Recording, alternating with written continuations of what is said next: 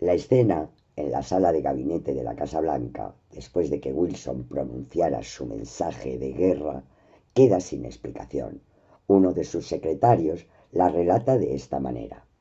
Durante algún tiempo permaneció sentado, silencioso y pálido, en la sala del gabinete.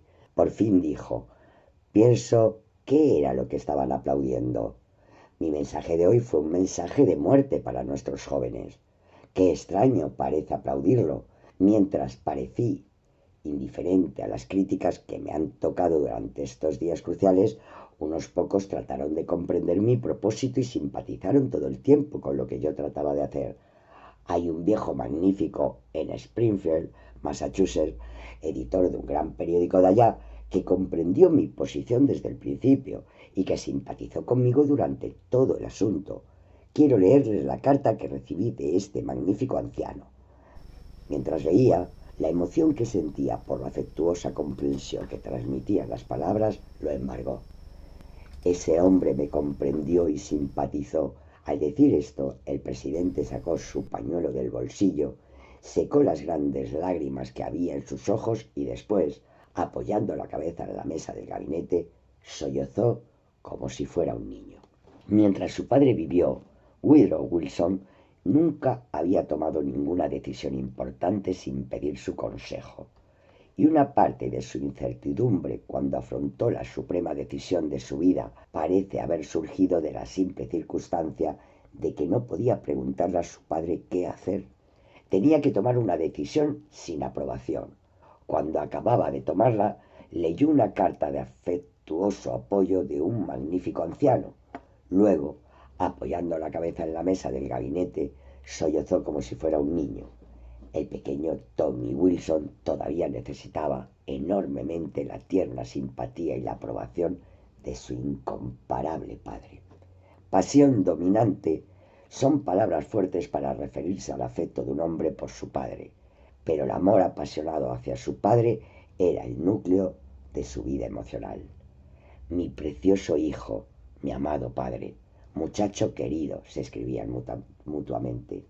Para Tommy estaba por encima de todos los otros padres.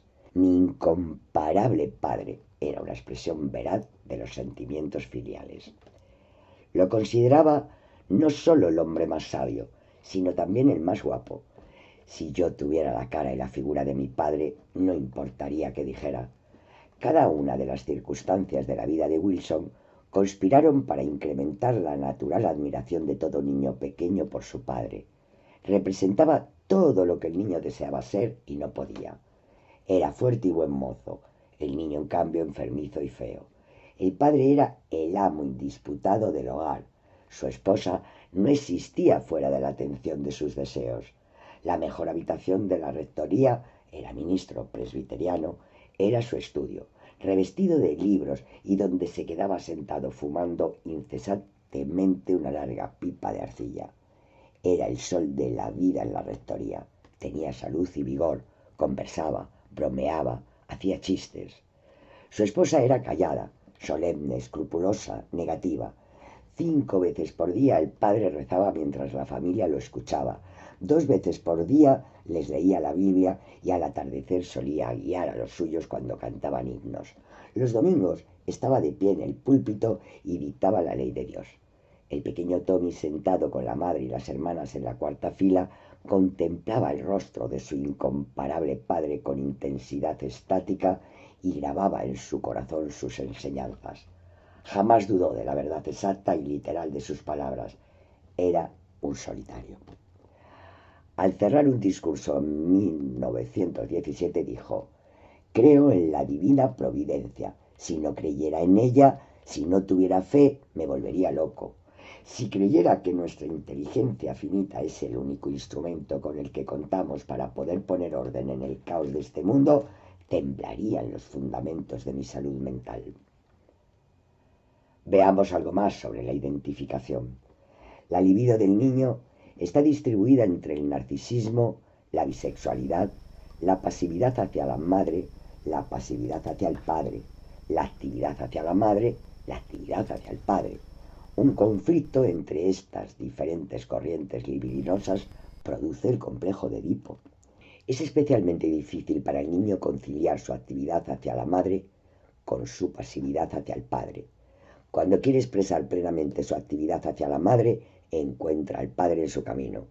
Desea entonces expulsar como obstáculo a la posesión de la madre, pero por otro lado la carga de libido almacenada en la pasividad hacia el padre hace que desee someterse a él, aún hasta el punto de querer convertirse en una mujer, su propia madre, cuya posición respecto al padre desea ocupar. De esta fuente surge luego la identificación con la madre, que se vuelve un elemento permanente del inconsciente del niño.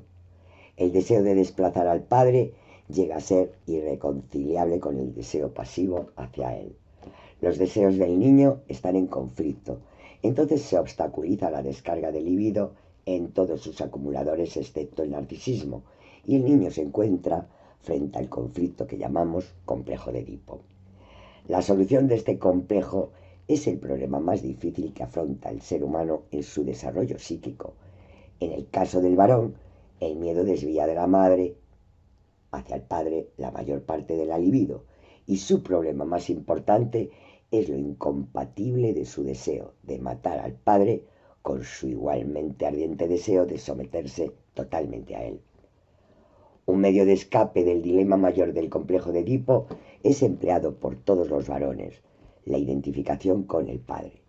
Viéndose igualmente incapaz de matar a su padre o de someterse totalmente a él, el niño encuentra una salida que se aproxima a la eliminación del rival y, sin embargo, elude el asesinato. Se identifica con él, así satisface a la vez tanto los deseos tiernos como los hostiles. No solo expresa su amor y admiración por su padre, sino que también lo elimina al incorporarlo en sí mismo como si fuera un acto de canibalismo. Desde entonces, él mismo es el gran padre admirado. Este paso de identificación hace comprensible la ambición posterior de sobrepasarlo y llegar a ser más grande que él, situación que percibimos frecuentemente en la juventud. El niño no se identifica con el padre tal como es en la vida real y tal como lo reconocerá más adelante, sino con uno cuyos poderes y virtudes han tenido una extraordinaria expansión y cuyas debilidades y faltas han sido negadas. Así es tal como aparece ante el niño. Más adelante, comparado con ese personaje ideal, el padre real debe necesariamente parecer pequeño, y cuando un joven desea convertirse en un hombre más grande que su padre, simplemente se aleja de él, tal como es en la vida, y se vuelve hacia la figura paterna de su infancia.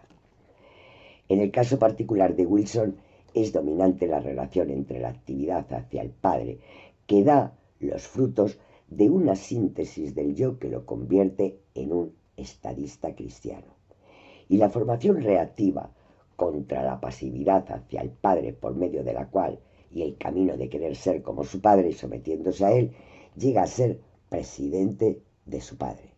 No le alcanza y quiere luego ser aquello de que su padre era mediador e intérprete, Cristo, la palabra de Dios. El Salvador, que mediante la Liga de las Naciones pretendía ligar representaciones inconscientes insoportables a representaciones preconscientes de guerra justa para lograr una paz perfecta, una armonía que recuerda a la célula narcisística y la paz de los cementerios.